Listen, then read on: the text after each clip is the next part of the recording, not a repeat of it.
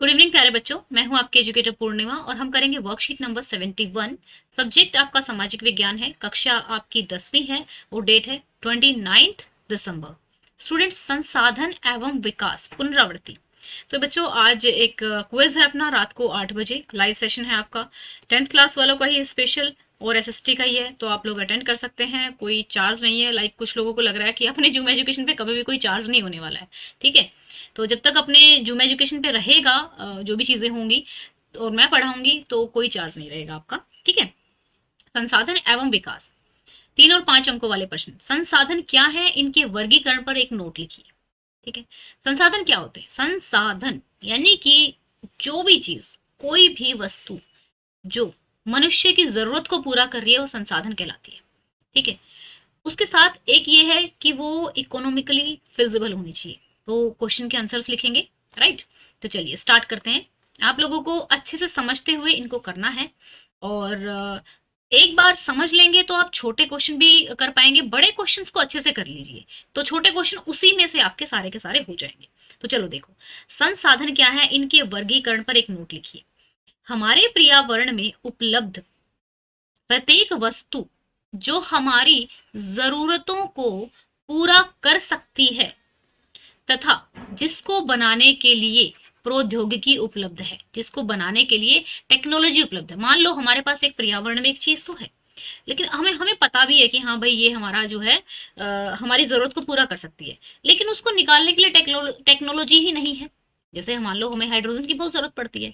अब वाटर में हाइड्रोजन भी होता है, ऑक्सीजन भी होता है ना, H2O होता है। तो अगर हमें उसको निकालने की एक अच्छी टेक्नोलॉजी मिल जाए तो हमें आसानी से सब कुछ मिल सकता है। समझ रहे हो ना? तो इसी तरीके से जिन चीजों की टेक्नोलॉजी उपलब्ध है, जिनको हम यूज कर सकते हैं, अपनी जरूरत के लिए इस्तेमाल कर सकते हैं, वो कहलाती है संसाधन। ठीक है। संसाधनों का वर्गीकरण निम्न प्रकार से किया जाता है। उत्पत्ति के आधार पर जैव और अजैव संसाधन। जैव संसाधन कौन से हो गए बच्चा? जैव संसाधन वो संसाधन हो गए जो हमें जीवित चीजों से मिलते हैं, लिविंग थिंग्स से मिलते हैं। जैसे कि पेड़ पौधों से हमें फल फ्रूट सब्जियां मिल गई, हमें भैंस गाय से हमें दूध मिल गया, बकरी से हमें ऊन मिल गई। ठीक है। और पेड़ों से हमें कॉटन भी मिल गई, कपड़े भी मिल गए। ठीक है। अजैव संसाधन कौन से हो गए? जैसे कि आपका कोयला मिला आपको। ठीक है। लोहा, तांबा, ये हमें किससे मिली? जो आपकी नॉन लिविंग थिंग है, जो जिनमें जान नहीं है। ठीक है, जो अजीवित है। अब निर्जीव चीजों से समाप्त के आधार पर, यानी कि कितने दिन में वो समाप्त होने वाली है। कुछ तो ऐसी होती है जैसे हवा है, पानी है और आपकी सूर्य ऊर्जा है। ठीक है। ये सारी हमारी क्या है, जल्दी जल्दी नवीनीकरण होता रहता है इनका, तो ये तो बार बार रिन्यू हो जाती है। अनवीकरणीय कोयला है, अगर खत्म हो गया तो लाखों करोड़ों साल लग जाएंगे बनने में। पेट्रोलियम है, रिजर्व है, बना हुआ है, निकाल लिया, खत्म हो गया। तो अनवीकरणीय और नवीकरणीय यानी कि समाप्त है, यानी कि कितनी जल्दी समावित्व के आधार पर। अब आपका घर है भाई, आपकी व्यक्तिगत प्रॉपर्टी, आपके खेत है वो आपकी व्यक्तिगत प्रॉपर्टी है, लेकिन जो पार्क है वो क्या है, एक सामुदायिक है, सबके लिए है। वो राष्ट्रीय राष्ट्रीय आपकी गवर्नमेंट कंपनीज हैं, बैंक हैं, अंतर्राष्ट्रीय कंपनी है। ठीक है। तो ये हो गए निजी, एक तरह की किसका स्वामित्व है उस चीज पे।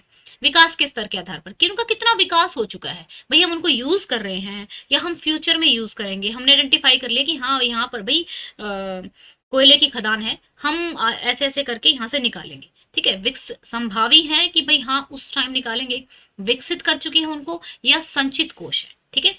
तो इस तरीके से आप देखेंगे मृदा निर्माण में कौन कौन से कारक उत्तरदायी है। मृदा को निर्माण करने के लिए अराउंड 100, एक बिल्कुल पतली सी परत बनने में भी मतलब 100 साल से ज्यादा लग जाते हैं मिट्टी को।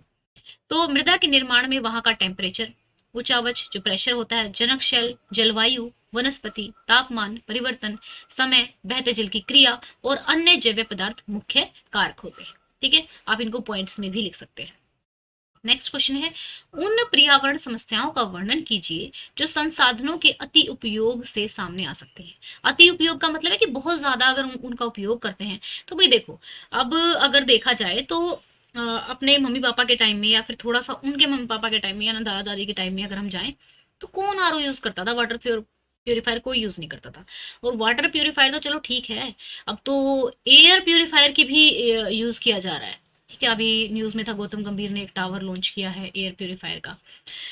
तो एयर क्वालिटी भी खराब कर दी गई है। अब उस एयर क्वालिटी के खराब होने से क्या हुआ? बीमार हो गए। ठीक है, चलो पैसे कमा लिया आपने डेवलपमेंट में, वो डेवलपमेंट में आपने कहाँ पे लगा दिए, बीमारी में लगा दिए। और जिंदगी की आप खुशी, मतलब एक शरीर स्वस्थ होगा तभी तो आप लाइफ के को एंजॉय कर पाओगे। आप एंजॉय भी नहीं कर पाए, बीमारी भी हो गई, पैसे भी कमा रहे हो फिर बीमारी में लगा रहे हो, कमा रहे हो फिर बीमारी में लगा रहे हो, यानी कि उस डेवलपमेंट का क्या फायदा। ठीक है, तो अगर हम अति यूज करते हैं चीजों का, इतना पोल्यूशन फैला देते हैं, अपने आसपास के एनवायरनमेंट को खराब कर देते हैं, तो बीमारियां तो आएंगी, एनवायरनमेंट खराब होगा, ग्लोबल वार्मिंग होगी। ठीक है, ये सारी चीजें आएंगी इस चीज में। तो चलिए इसका आंसर देखेंगे किस तरीके से लिखना है, चीजों को समझेंगे, बच्चा समझते हुए करेंगे इनको। पर्यावरण, एक मिनट सेकंड, ये देखिए, संसाधनों के अति उपयोग से भूमंडलीय तापमान, ओजोन परत का संरक्षण, पर्यावरण प्रदूषण, भूमि निम्नीकरण जैसी पर्यावरण समस्याओं का सामना करना पड़ रहा है। और बीमारियां फैल रही है वो तो दूसरी बात है, वो भी आप लिख सकते हैं। पर्यावरण क्षति से होने वाले नुकसान कभी भी राज्य एवं राष्ट्रीय सीमाओं का ध्यान नहीं करते। कथन की व्याख्या उदाहरण के साथ कीजिए। पर्यावरण सीमाओं के दायरे में बंधा नहीं होता है ना, क्योंकि मान लो हरियाणा और पंजाब में, ठीक है, हरियाणा और पंजाब में जब पराली जलाई जाती है ना, तो उसका धुआं उठ के दिल्ली तक पहुंच जाता है। और इंडिया में अगर कोई चीज होगी तो आसपास की कंट्री में भी वो पहुंच ही जाएगी। ठीक है ना, तो हरियाणा पंजाब में जब ये होता है तो दिल्ली के जो सीएम है वो हमेशा शिकायत करते हैं कि भाई जो किसान है वो पराली जला रहे हैं, इस वजह से यहाँ पे पोल्यूशन बढ़ रहा है। ठीक है, पर्यावरण सीमाओं के दायरे में नहीं बंधा हुआ होता। अगर किसी क्षेत्र विशेष का पर्यावरण दूषित होता है तो उसका असर दूर तक जाता है। जैसे दिल्ली के दूर के राज्यों में कृषि अवशेष, पराली आदि जलाने से उसका धुआं दिल्ली तक आता है और यहाँ के पर्यावरण को भी प्रदूषित करता है। ठीक है स्टूडेंट्स, तो अच्छे से आप इनको समझेंगे तो बच्चा देखो क्या है, चीजें ना याद करने की ज्यादा नहीं होती है, कुछ ही चीजें होती हैं जो हमें याद करनी होती है। ऐसा नहीं है कि याद बिल्कुल नहीं करना होता, करना होता है, कुछ ही चीजें होती है, लेकिन जो मेन चीज है ना वो आपकी है क्या, समझने की। नेक्स्ट है भू संरक्षण की समस्या को हल करने के उपाय बताइए। भू संरक्षण की समस्या का हल करने के निम्न उपाय किए जाने चाहिए। वन, रोपण करना चाहिए। चरगाहों का उचित प्रबंध किया जाना चाहिए। पशु चारण पर नियंत्रण करना चाहिए। रेतीले टीलों पर कांटेदार झाड़ियां लगा देनी चाहिए ताकि जो भूमि है, जो वो जो मतलब ऐसा क्या होता है कि ज्यादा पेड़ लगाने से क्या होता है, जो मिट्टी है वो जो मिट्टी को बांध के रखते हैं, उसकी जड़ें जो होती हैं। अगला क्वेश्चन है आपका स्तोत्र बेस्ड। संसाधनों के विवेकपूर्ण उपयोग के लिए नियोजन एक सर्वमान्य रणनीति है, यानी कि प्लानिंग होनी बहुत जरूरी है। इसीलिए भारत जैसे देश में जहां संसाधनों की उपलब्धता बहुत अधिक विविधता है, यहाँ यह और भी महत्वपूर्ण हो जाता है, क्योंकि किसी जगह कोई चीज बहुत ज्यादा है, किसी जगह कोई चीज बहुत ज्यादा है। ठीक है, तो अब यहाँ पे आप देखेंगे कि जहां एक तरह के संसाधनों की प्रचुरता है, अधिकता है, परंतु दूसरे तरह के संसाधनों की कमी है। कुछ ऐसे प्रदेश भी हैं जो संसाधनों की उपलब्धता के संदर्भ में आत्मनिर्भर है, और कुछ ऐसे प्रदेश भी हैं जहां महत्वपूर्ण संसाधनों की अत्यधिक कमी है। तो ऐसे तो नहीं हो सकता ना एक देश में कि एक एक एरिया को बिल्कुल ही डेवलप कर दो, ठीक है, और दूसरे को छोड़ दो, ऐसा नहीं हो सकता ना। देश को हर नागरिक का ध्यान रखना होता है, हर एरिया का ध्यान रखना होता है, तभी तो देश डेवलप होगा।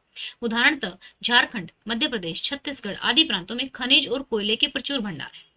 अरुणाचल प्रदेश में जल संसाधन प्रचुर मात्रा में पाए जाते हैं, परंतु मूल विकास की कमी है।